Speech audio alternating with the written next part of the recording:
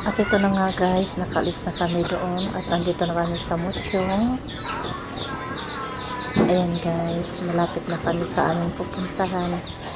Nandito na kami sa may Iglesia ni Cristo. So ayan, kung nakikita nyo, sa Muchong po yan. At dito po kami dumadaan sa likod. Dahil nandyan po yung pinupunta namin aming pinsan. So, ayan po, makikita niyo po yung dinadaanan po namin is cemetery po yung nasa kaliwa. Ayan, yung pinapakita ko po bago makarating doon sa kanila is dadaan po muna tayo sa may cemetery. Kaya ayan po, so medyo malapit na po tayo. Nakikita na natin yung malaking bahay dyan. Ayan, yung bahay po ng mayroong pansyon. Sarap.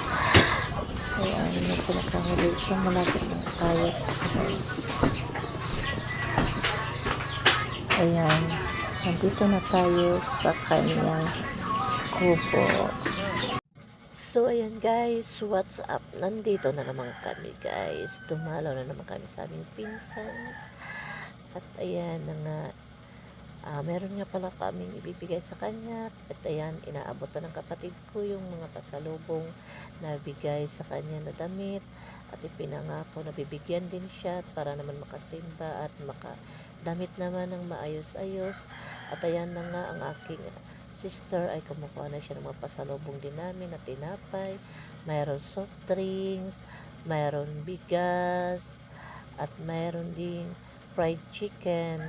At binilhan din namin siya para naman makakain naman siya ng masarap-sarap na pagkain. Kahit kunti lamang at ganitong paraan, kami ay makatulong man lang sa kanya.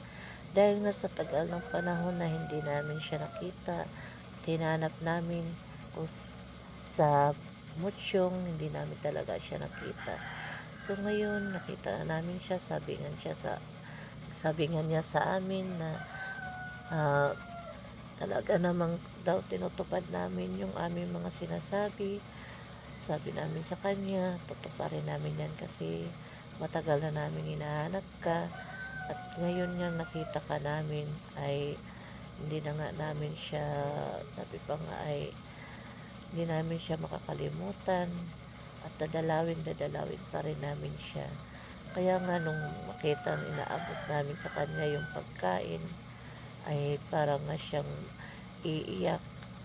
So, nakita talaga sa reaksyon ng kanyang mukha na siya ay masaya kahit hindi natin nakikita yung ngiti ng mukha niya na inaabot yung mga pasalubong sa kanya.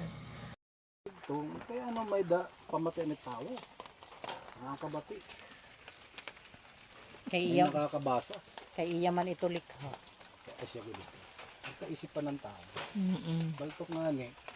May napag-uro istorya nga. Hindi mo na palaanay.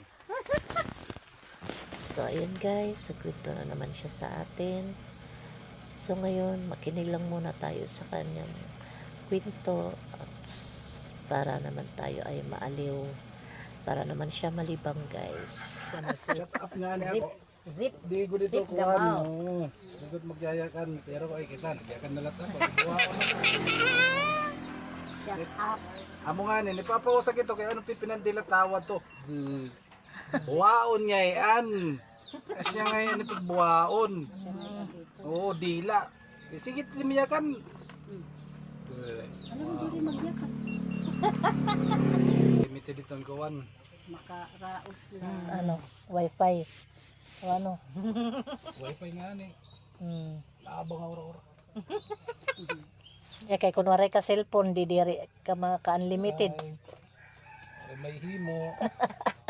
Kundi magpinanyuan na ito. So, ayan na nga guys. Kung sino yung may pusilak dyan na puso, kahit kunting tulong lang po para sa kanya, kahit kunti lang, malaking bagay na yan para sa amin. Yan sa paraan po sa mga panonood yun ng aking mga video at yung mga nagpapailaw sa bahay ko, kahit gano'n na lang paraan guys ay makatulong para sa kanya. So ayan guys, nasarapan na naman kami sa pagkikwentuhan. At kasama namin nasa labas na lang at dahil hindi kami magkasya dito sa kanyang bahay kubo. At ayan na nga guys, sa aming paglabas, dyan na kami lumabas guys. Dyan na kami talaga dumaan. Okay. Ano? Nauho. May bintana. Kunalat niya bintana. At ayan guys, napunta na naman ang aming kwentuhan. At pansamantala na naman kami May kundiri la. dahil hapon na guys. So meron na din kami 2 oras na naigugol para sa kanya. At ayan,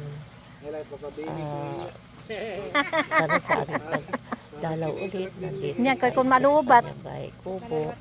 At ayan guys, abangan nyo na lang din ang aming update para sa kanya. Thank you for watching.